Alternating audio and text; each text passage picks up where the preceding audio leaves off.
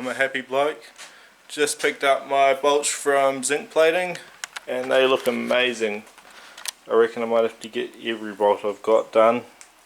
I mean, I've only got a pile down there and a big bloody tray over there, but how good would it be to have them all done? Just spent 10 minutes sorting them out roughly into piles. That way all the matching ones are together. Saves me a bit of hassle trying to dive through the lot of them.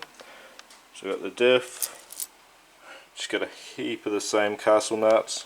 Got the brake fittings which I'm going to use very shortly. Get them mocked up. All the axle, spring washers, nuts, axle bolts. Not that I'm going to use that size, but figured why not. Even right down to the power steering bolts. Excited to get these in and see what they look like in place. Alright, so time to set myself up to run the brake lines to the back of the car. I've got to put them in before the fuel tank, even though half the front, half will be disconnected still, just engine bay side. So we've got the two joiners. Grab a couple of bolts to suit, bit long, should be about right. Don't really have many others, and 10mm head, well M6s to suit, but I've put a riv nut in already in the chassis rail, so that one can go in the rear. Plenty of room in the rail, so it doesn't matter that it's overextended.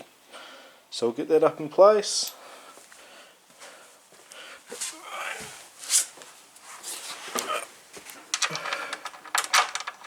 A slightly different position for the T-point, but this means that I can run a shorter one to the driver's side rear.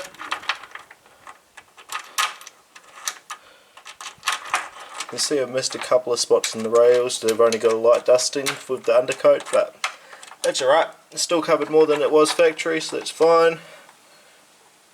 Leave that only finger tight while I get all the lines into position so it can be in the best possible spot. Then I'll tighten it at the end, and I'll put the one at the front at the same spot, even though that'll come off later on, and start running these lines. Finally, time for an easy job on the car. We've got the rivet gun, we've got a drill, got some rivets, and we've got some plastic P-clips to hold everything in place. Got the front end of the line that goes to the back of the car just sitting in the top front fitting. The back one's up, all done up tight, as that won't need to come off again. The line for the passenger side just ran roughly over there. Same with the driver's side. Now we're going to go along, drill some holes, mount P-clips, do a couple as I go. Move that little bloody yellow thing back to there, and just run it in a nice route, allowing for a little bit of slack at each end. Should be easy enough. See how we go and get ready for it. Handful of rivets done, starting to follow the line along the chassis rail. Probably won't do any more along the front at the moment, as I'll coil that up just so I keep it away from the engine bay, nice and safe, away from paint. And then I'll do the back couple. They should be easier, a little bit more space. I can kind of sit up in the back here, just run them over to their points, run this one over into the top there, make it sit exactly how it would, and start doing some more holes and more rivets. Bring it on. That's satisfying. A little bit of play at each end so I can move them to the fittings. But all the lines are on and around. Front line, as I said, not quite attached fully, but everything else is riveted into place. So it is nice, it is out of the way, and they are better than OEM. Just pulled the fuel tank out of the back shed, get it all unsealed. Today, well now, we can go back in because the underbody's all done, brake lines are done, nothing stopping it from going back in the hole. I do have to connect up the fuel level sensor. Just got to put it on the Deutsch plug, which I've got there.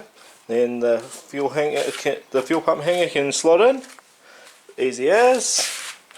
Well, hopefully. I hate sliding these bloody things on. Then just connect up the lines, put the top hat in, and we'll be away laughing with that. Got it all sitting aside, ready to go. just a quick moan to get out of the way. Deutsch connectors that come with this style end to terminate on. Terrible. Just put the round one so I can use the proper tool. Way easier, way quicker. So fuel pumps mounted in there, sitting on the hanger pretty well. Got the fuel level sensor there. Got the dash 8 outlet there. And the fuel pump power there. Easy enough. Chuck the rubber gasket on. Still looked alright, so I haven't replaced it. Just didn't need to. And the billet top hat. Just make sure all the fittings are tight before I chuck it in. Well, the lower fittings, and then I'll pop it into place. Line it up into the factory position. And we're good to go. Another job down. How good does that look? Such a tidy setup. Pretty sure I've got it orientated where I want it to be. Pretty much parallel fittings towards the front of the car. Just got to wind this bugger on. I don't have the correct tool to do it up, so a bit of finessing with a screwdriver and a hammer at the end, and she'll be on there tight. 2 -8 lines running to the front of the car. Can't beat it. Nice and simple. A lot better than the plastic factory top hat as well. Allows me to keep everything inside the fuel tank. Don't have to worry about a firewall in the boot. Just a lot simpler and safer. Fuel tank's back up in position. Not much to see really, just more black to go against the black of the car. But she's in there. Just realised as I put it in though, don't know if I'm going to be able to run the fuel lines, so I may have to come back out. Was hoping to get the subframe in and put all the heat shields and stuff on the fuel tank, but at the moment I'm going to wait until I start looking at the fuel lines before I do anything more. Right, officially been beaten. Can't work out how I'm possibly meant to run -8 fuel lines down through the top. I've got to definitely remove the tank. That's okay. I'll do a Raceworks order tonight or potentially tomorrow morning, send that through, get some new -8 line, couple of fittings, not everything I need, just a couple of the basics till I can plan the rest out. But that finishes this one off.